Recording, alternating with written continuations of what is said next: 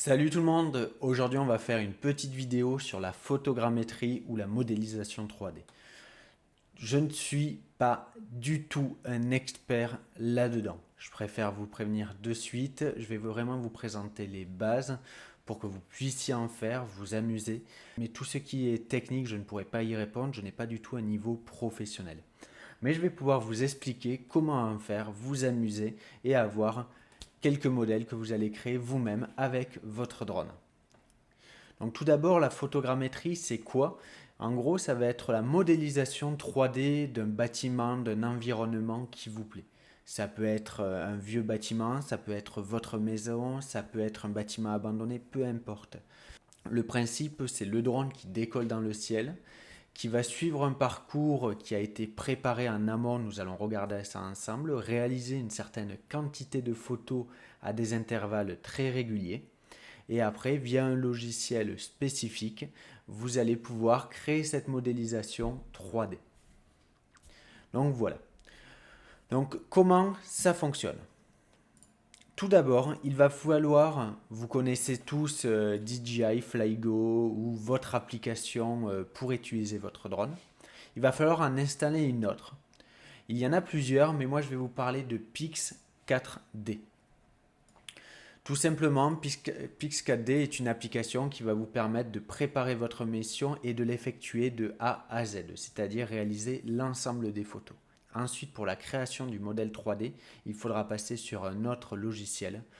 Personnellement, quand j'en crée pour m'amuser, j'utilise Agisoft MetaShape. Vous avez une version qui est gratuite pour vous amuser et pour tester chez vous. Donc tout d'abord, voilà, nous sommes dans l'application. Il va y avoir déjà, comme vous voyez, plusieurs plans de mission. Selon ce que vous souhaitez réaliser, le monument, le bâtiment, ce que vous souhaitez faire, ce n'est pas le même plan de mission qu'il faut utiliser.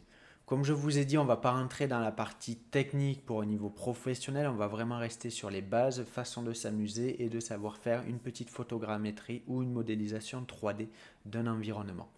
Donc ce que je vous propose, c'est de suite partir sur celui du milieu. Donc le double grid mission, désolé pour mon anglais épouvantable. Donc on part dessus. Donc, vous voyez, on va de suite arriver sur cette page qui va vous permettre de schématiser la zone de vol et de mettre en place les différents paramètres. Vous allez voir, c'est très simple et logique. Tout d'abord, vous allez pouvoir vous mettre en mode satellite et vous allez pouvoir décider le monument, le bâtiment que vous souhaitez mettre en avant. Par exemple, dans mon cas, c'est un ancien château, un ancien domaine qui a abandonné. Et donc, j'ai pu aller là-bas, faire mon petit vol tranquillement, sans déranger personne et revenir avec les images. Donc pour cela, tout d'abord, vous avez cette zone de mission que vous allez pouvoir déplacer et mettre votre bâtiment au centre. Cette zone, vous allez pouvoir l'agrandir, la rapetir selon l'espace que vous voulez, le temps que ça prend et la taille du bâtiment ou de l'environnement que vous souhaitez choisir. Première chose.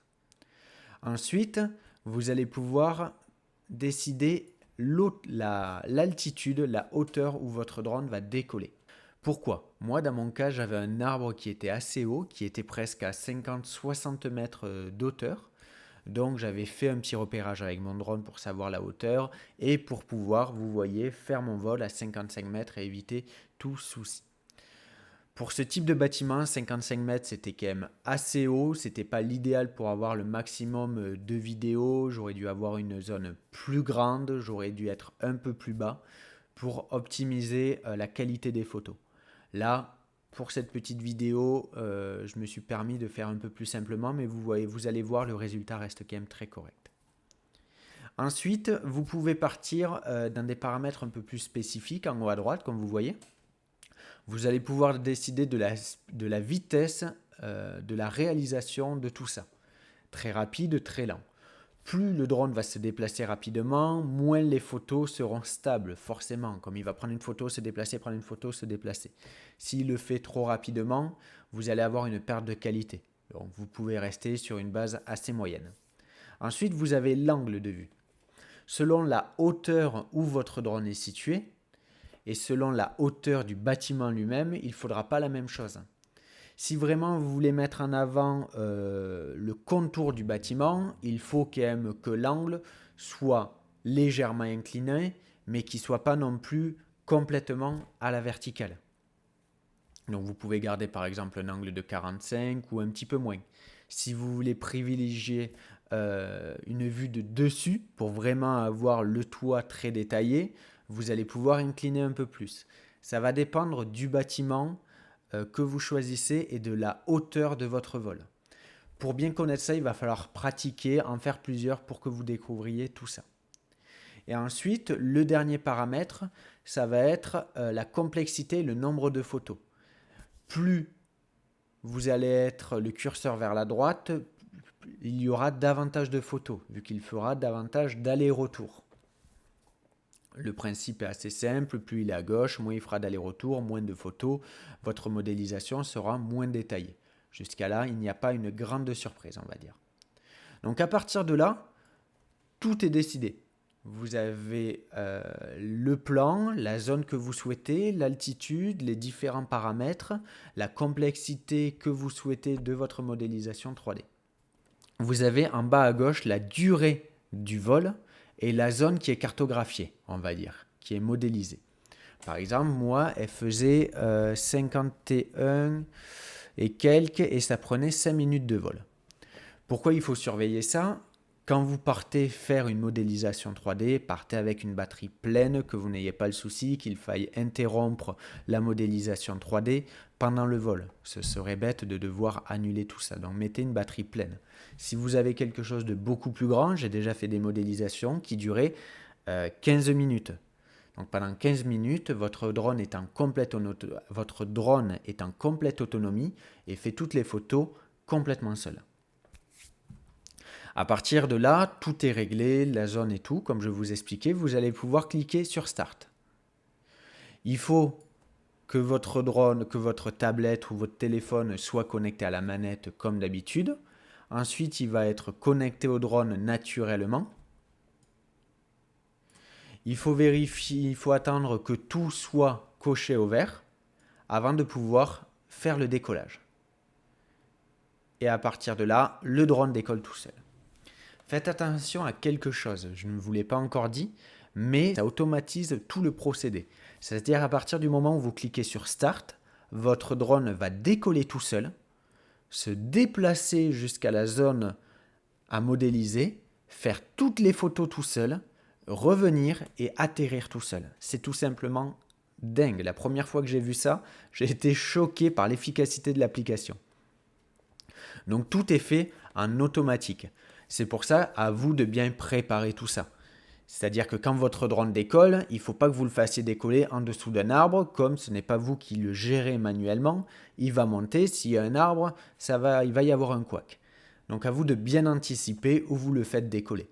Après, donc, comme je vous ai dit, il décolle, il fait les photos pendant les 5 minutes, il revient, il re-atterrit. Donc comme vous voyez, là, j'étais à une centaine de mètres environ de la zone. Je ne m'étais pas trop rapproché, il y avait des herbes hautes et tout, je n'ai pas voulu m'embêter.